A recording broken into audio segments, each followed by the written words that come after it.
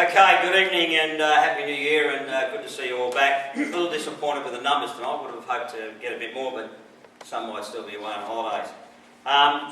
Unfortunately, I need to start off on a bit of a negative, which is disappointing. I want to dispel, and I've never been one for rumours, but there's rumours or rumour going around about John Doig, Neil Murray and myself, and that we either don't get on or we're trying to make a power play and all this sort of stuff. And I'll be quite frank about it. I've spoken to Neil at length, I've spoken to John Doig at length, and excuse the language, but it's the greatest piece of bullshit I've ever heard. So why someone would even want to start such a rumour, I don't know. But I can assure you all, and I want this minuted, please, Michael Moss, I want this minuted so that those that are not here will see that, do we agree on everything? Absolutely not. And that's healthy. But at the end of the day, we are working very well together and we communicate. I probably talk to Doigie 3, 4, 5 times a week. My wife's starting to question my loyalty. And mine is too. Yeah. But at the end of the day, I'll reiterate, I don't know where or why these rumours start. So if you hear anyone raise or talk about it, just kick it where it belongs, bin it, because it's the greatest load of crap. So let's just get rid of that right here and now. Just before Christmas and the first game after Christmas, probably had 3 or 4 first 11 games and 2 or 3 second 11 games where umpires are miscounting. Now, I get the fact that scorers don't have counters. I get the fact that scorers sit next to each other and they have a bit of a chat. They're talking about all sorts of things and they're not going to get it accurately a lot of the time. But when it happens 3 or 4 or 5 times in an innings, there's got to be some sort of truth to it. So what I'd like you to do is take that on board, concentrate really hard on making sure your ball count, and with your teammate, your colleague, your partner, you're going through the right thing. Again, I reiterate, and when I've umpired with a few umpires, I say, I didn't know that, I didn't know that. After every no ball, after every wide, you should check with your partner and make sure you got the ball count right. And then, of course, if it gets to 3 to go and you've checked and then there's 2 to go, you still do the 2 to go. Is that clear? Can we please, because some captains have been quite scathing, especially at first 11 level, saying it's just not good enough. And frankly, they're right. So we need to make sure that's happening. I'd just like to talk about the umpires. We've got a number of umpires who have been very happy to mentor new and first year umpires, which has been really fantastic for us, and in particular for me when I get feedback from those umpires about the areas that we're all trying to work together on to make us all better.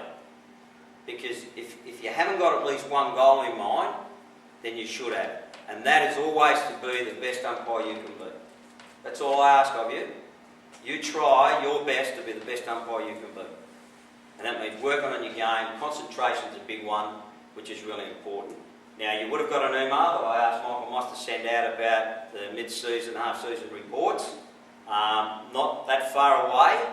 I'm waiting to complete them all before they get sent out, and they'll all get sent out by Neil, which I thank Neil for his input on this. It's been really good to have someone to work with on that. I also want to congratulate all the umpires across the board, because the captains don't know everything, and they don't always get it right either. So I don't want anyone sitting there thinking, oh, well, you get a captain's report on you and that's gospel. Benny's just going to accept that. We don't. I ring a lot of captains, I talk to captains, and we work through what it is. And a lot of the captains, to their credit, are happy and honest enough to say, oh, well, maybe I was a bit harsh at that time. Because emotions can get away from them, and at the spur of the moment, they'll make a comment that they might not have otherwise have done. So they're things that we're working on. I'm trying to educate the captains about understanding the way we operate, what we do, and trying to give that feedback. So when you get your half-season marks, I've copied and pasted those where there is comments. That doesn't mean you have to accept it or believe it, but there might be something in it, especially if there's 2 or 3 dot points that are all the same from different captains, that just might say, well, maybe I've got to take that in a positive light. That helps me become a better umpire if I take that on board. And that's all we can do is ask you to take it on board. Just on, it was mentioned earlier about the accreditation. I finally got an email back from Alan Hale, what's today, Tuesday, last Thursday I think it was, with the accreditation on the VSDCUA umpires and where it's at. I now need to go through that document, make sure it's accurate from our viewpoint, and have a look at where we can go. Just so you know, I've sent an email to Cricket Victoria saying how disappointed I am in that we're told it's compulsory to be accredited, and yet we couldn't get answers back when I sent that information 6 to 7 weeks before Christmas, and I'm only just now in January getting the information back from Cricket Victoria, which again is not good enough. So part of the problem is that the Cricket Victoria manager is not always available and ready to have a chat about those sort of things, but I will nail him down. On a real good positive thing as well, I want to congratulate David Stein for umpiring the Under-21 Crusaders match in January, 3-day match. I sent through to get that put up on the website. I think David's rewritten it, so he might want the other one put up. I'm not sure because I've been away on holidays. But congratulations, David. Feedback.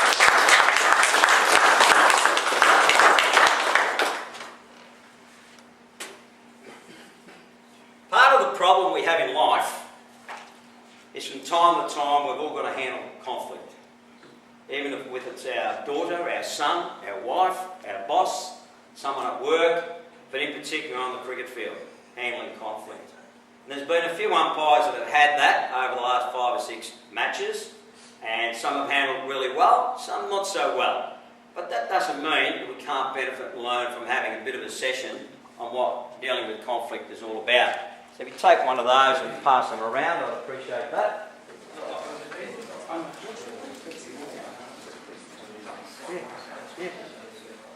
Okay, I want you to have a look at the first one, which is a photo, and look at the date. Yes, it's a clear date, 1981, Punjab, me and Dad and Dennis Lilly. Now, those are old enough and might have even seen it live or replayed, but what this really echoes and highlights that poor behaviour on the cricket field has gone on for many, many years and decades. Now, the behaviour of both these test players was nothing short of disgraceful, yet the umpires in control did not even speak to the captains about the many minor episodes of sledging or derogatory comments between the players that eventually led to that incident. You've heard me say before, friendly banter's okay, but you'll know the difference. A lot of you have played cricket. You know sometimes when it's getting a bit testy, a bit edgy, and when the time might be to just go in and say, hey, just cool your jets here a little bit. Let's just make sure we keep to what we're here for. So the question on here, how do we as umpires deal with poor or bad behaviour and what's available at your disposal? Now, what's really available at your disposal is your life experiences, your cricket playing experiences, and your umpiring that comes into play and what you need to do as an umpire. Now, let's be honest about it. Who here doesn't like handling conflict? Because I don't. It's not easy, is it? And some of us don't like it. But it's part of the gig sometimes. But you know what? The best way to handle conflict is just to stay calm, composed, call the captain over, make sure you clear the air out, quietly have a quiet word to the captain. Now, I know what you're going to say, what if it is the captain? Again, have a quiet word to the captain. And let him know that you won't tolerate it. Make sure every time it happens, don't do it one out. You've got a partner, bring your partner with you, and both together so you're on the same page. All clear? Now, as I've said here, player management and handling conflict. It's all about managing. Who manages people at work, or has managed them? You know, we all manage staff, a lot of people have, don't we? So it's no different. It's about the way you go about it and what you want to do. And treating people how you'd like to be treated, which is really important. In the main, players accept that umpires have a difficult job to do, and they will generally want what we want. A tough game played in a good spirit. Keep in mind the control of players in the team is always the responsibility of the captain. Right? So don't be frightened and talk to the captain. The captain's the leader of the pack, and he's getting a little bit out of control. Get your mate, go over, have a quiet. Try not to belittle the captain. Don't do it in front of his players, raise your voice, any of that sort of stuff. Really important to make sure. But the one thing you've got to do, if you put the captain on notice and it happens again, and you don't take any action, what's going to happen? Jarvis Mead and Dennis Lawley. That's the result. So you've got to make sure that if you have a quiet word to them, basically you put them on notice and warning them, and they play up again, you've got to take some form of action. Now you've got fair and unfair play at your disposal. A team can be penalised 5 runs. That's one at your disposal. Not that I'd like to see that. But you've also got at your disposal the captain to take responsibility for the players. Now, I can guarantee you this. Ken Hilton, who now sends me an email, every time a player either gets mentioned, or in particular if a captain is not, and the team's not playing within the spirit of the game. There was 4 that I was aware of after the first game after Christmas, of letters that were sent out to clubs about their behaviour. So we're getting supported by the VSDCUA, but we've got to play our part. Now I'm not going to go through this word for word or verse for verse. What I ask you to do, please, don't just put this in the bag and forget about it, because it's something that could and may help you going forward. Have a read of it. If there's something on there that you think, oh, I'm not really sure about, I'm not comfortable with, then ring me. And I'll do my very best to help you and guide you about what it is. Sometimes it's not pleasant, but at the end of the day, we've got a job to do. So what we've got to do is that job to the best of our ability. So as I've said here, act swiftly. Don't let it get too far where you get a me and Dad versus Lily situation. Because if the umpires, there's no guarantee of course, but if the umpires had spoken to them early enough, it probably wouldn't have got to that. And then we bring the game into disrepute, and players get mentioned, and there's all sort of angst to grind. And that's not what we want. Yes, Murph? Benny, on that, I think I've got it right. Yep. On the umpires match report, does it indicate players spoken to, but not put on mention? Yeah, you can do that, absolutely.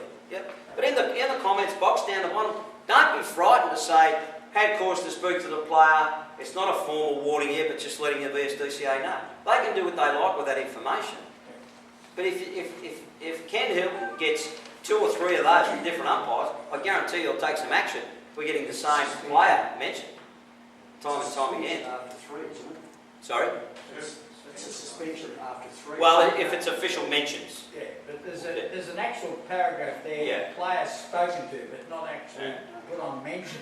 Yeah, I think there's two Yeah, parts yeah. as you go down the We'll left. put a couple of Craig Shield boys down because they have a But what I'd like you to do, and I don't mind if I get a dozen calls Saturday night or Sunday, if you have cause to speak to a captain, first 11, second 11, I'd like to know about it. Because I reckon we should be discussing amongst ourselves some of those games where some of the captains are not doing the right thing. And we need to hold them accountable as well. Any further comment on that? Has it been just across the top 2 grades or going? Yeah, mainly. You get the odd one around the 3rds. 4ths, they just play. They're there, kids, grandfathers and fathers helping each other, so that's all good. And the same with the 3rds, it's not too bad. But 1st and 2nds, and it's important that we understand that first 11, they think they're playing for sheep stations. I haven't found that sheep station yet, I'm still looking for it. But it's really important. Now the one thing we've got to be very careful of in all of this, in how we handle ourselves. That we don't go getting in anyone's face, we don't do the wrong thing, we're not there to bully them, we're just there to have a quiet conversation about what's going on. It's the actions that's happening. There's something going on, there's some dialogue going on that you're not happy with. So a quiet word, but always do it with your mate, do it with your colleague. So stand together and say, you're not afterwards trying to fill your umpire mate in on what happened. So let them know.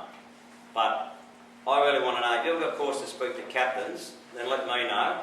Because when I ring them, which I often do, and sometimes it's more about their comment they put in, and they put some comment that they might want to also talk to me about, and I'll ring them. If I get a call from you and I'm talking to that particular captain, I'll have a conversation with him about pulling his head in as well. Because they're our leaders out on the ground. They've got to lead by example as well. Any questions? Well, good. Fully understand what that's all about. Again, I reiterate, please read it thoroughly. If there's any help I can give you, please contact me and keep it with you at all times, which is really important. All luck the rest of the season. Sorry, go on. Yes. What if the captain itself is arrogant? Sorry. What if the captain is arrogant? Like he's a person who is arrogant. Yeah. As I said before, if the captain's playing up, you have a quiet word to him and just tell him to pull his head in, quieten down. He's got to lead by example, and he's got to set an example that his players will follow and show some good behaviour. So we won't tolerate that. That's really important. But don't let it go. Really important. Thanks for listening. Good luck for the rest of the season. All right. Thank you. Benny, Yep, sorry. Would you like these sent out to the members that Yes, are on please. tonight? Yes, please. I met one of the new umpires and had to do a little bit of training and so forth.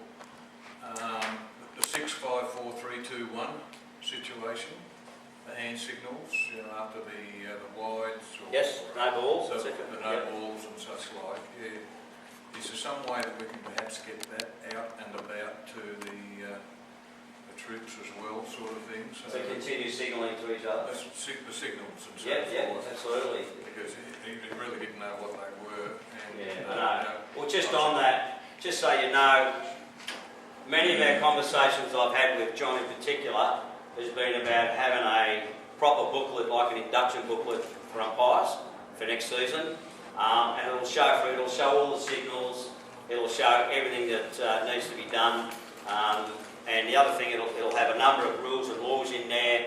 It'll talk about the gear to wear,